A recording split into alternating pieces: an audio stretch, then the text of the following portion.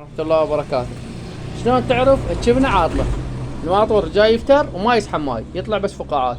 الشيء الثاني ما يخر. هسه مرات الشبنة نعرفها منين الخرير يصير؟ الخرير يصير من هذا المكان. شبنة ما تخر، شو تسوي؟ فتحنا هاي الاربع براغي، فتحنا فريت هذا بهالشكل هذا. اذا افترت بهالسرعة هاي مو قوية، بهالسرعة هاي ظل تفتر. وش قد ظل تفتر؟ هاي هالقد هسه يلا طفت. يعني هاي الشبنة عاطلة. هاي احد الاسباب، مو سبب واحد. مرات توقف، مرات تصير برا، مرات تطلع، مرات تصير قويه. اصلا تشبنا السبرنجه مالتها. بس هاي احد الاسباب، احد الاسباب اللي ما تخر. اذا ما تخر، جاي يقول اذا ما تخر، هاي احد الاسباب. والسلام عليكم ورحمه الله وبركاته. تبديلها شلون؟ كلش بسيط. تعالوا وياي. قربنا الماطور بهالشكل هذا حسب النوعيات مال الماطور. لزمنا الكماشه اللي هي بالكتر هاي، قربنا بهذا المكان. هاي طلعت ويانا الشبنه، العفو البشاره، ظلت عندنا الشبنه. اول مره نشلح هاي السيله اللي هي اسمها سيله. هاي السيله تجي تحصر البشاره بهذا المكان، تصير هنا بهذا المكان اللي هي هاي. نقرب الصوره اللي هي هاي. نجيب لايس، هذا رفعناها هالشكل هذا. لاسفة جدا اللي هي هاي. نصغر الصوره لمقصدكم. هسه نسوي كلش بسيط. هاي السيله نحافظ عليها ذن البراغي الاربعه. هسه عندنا لازم نجيب مفتاح رنج، اللي هو مفتاح رنجات اللي هو هذا. اكو معكوف واكو عدل. هسه احنا راح نستخدم العدل للمسافات بعيدة، يصير العدل. اكو نوعية ثانية معكوف.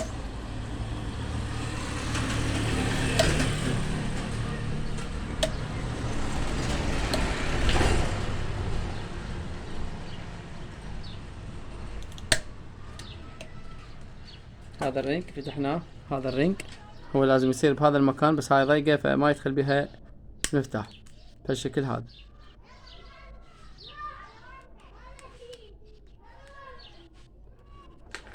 الشيء الثاني اساسا جدا كهرباء منطفية اذا جا تشوفونها، فما نقدر اول ما نطلع. هسه بعدين نقلبه بهالشكل هذا على مود ما يصير يطيح شوائب هذا المكان. واسفين جدا، محل يمنا جهال تصيح لو شيء، فلا يضل ببالكم.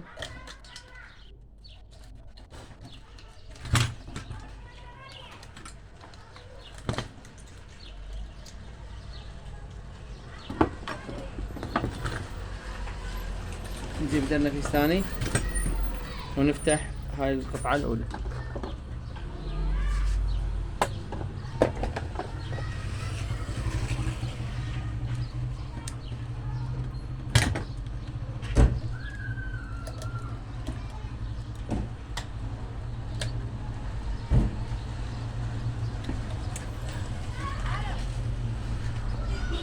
هسه نستخدم الفرة بهالشكل هذا.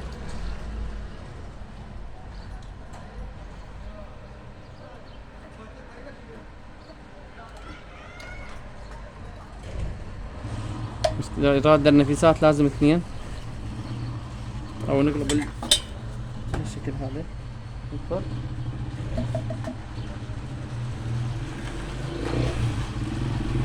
بس كذا كهرباء منطفية. لو الكهرباء مشتغلة نشغل الماطور بس السحبة هيك تطيح.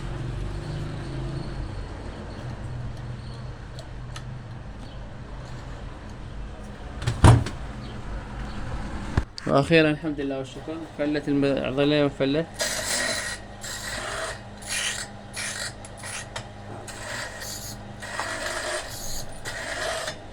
هاي الحمد لله والشكر. هاي اول وحدة لازم نخليها ويا هاي الاغراض.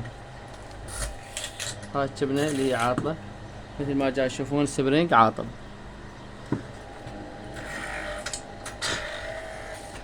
هاي وقعت هذا مكانها اللي هي حجرة خزفية. حجرة خزفية بعد ثانية بيضة.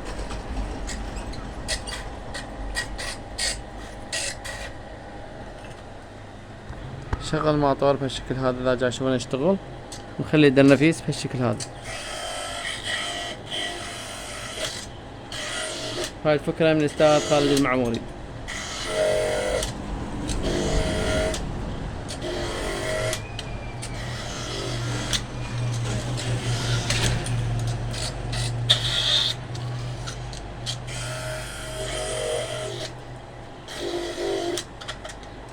ايش قد المشكلة، ايش قد بيه وسخ لحد الان. هسه واحد يقول هي شبنه تضربها بالشاكو تطلع.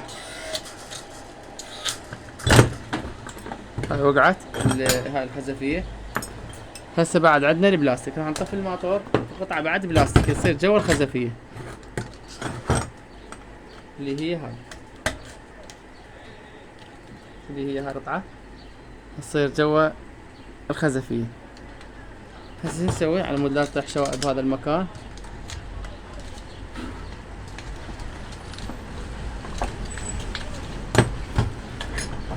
شوف هاي الوسخ صاير بداخله.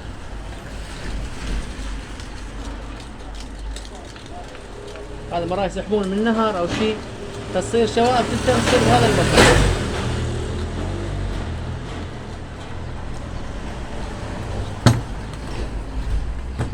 هذا جاي شوفون ايش قد.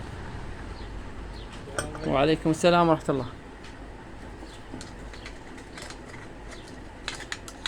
هسه نجيب جبنة ونجيب رينج ونجيب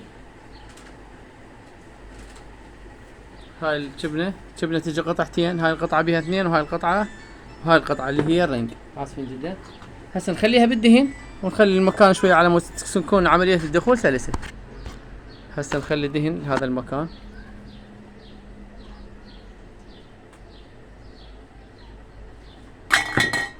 هاي خلينا لها دهن. نجيب هذا التي ندفع هاي اذا عندك بوري او تي تقدر تستخدم هاي الطريقة.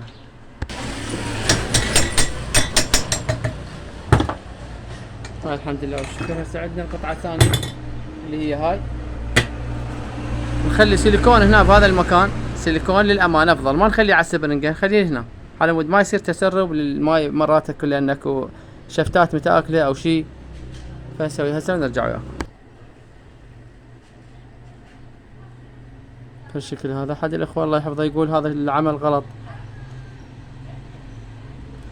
بالنسبة احنا مجربينه وما بي اي غلط بفضل الله، ماكو اي مشكلة، والعكس تقوية افضل يكون عمر اطول.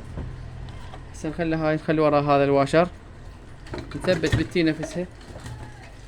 هسه نجيب الرينج اللي هو الرينج جديد، هذا الرينج ده الرينج مالته تالف.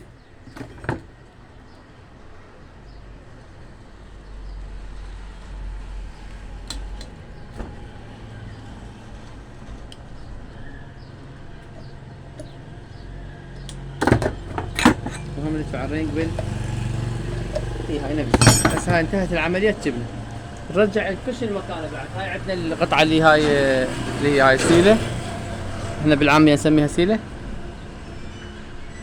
شلون صارت فرتها قوية قبل لا تكون جبنة شوية خفيف.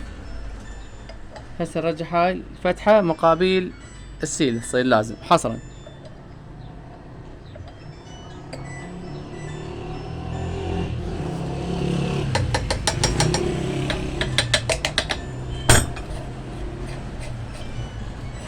هسه فرتها قوية صار. هلا فالح يا هسه نخلي امير ونخلي وياه رش على مود تقوية البشارة خف لا سامح الله تنزع من مكانه، لان بعض الشفتات متآكلة.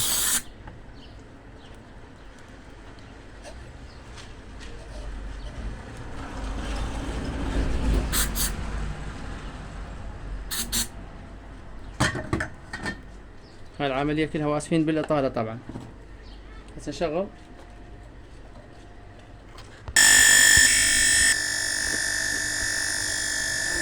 السلام ورحمة الله.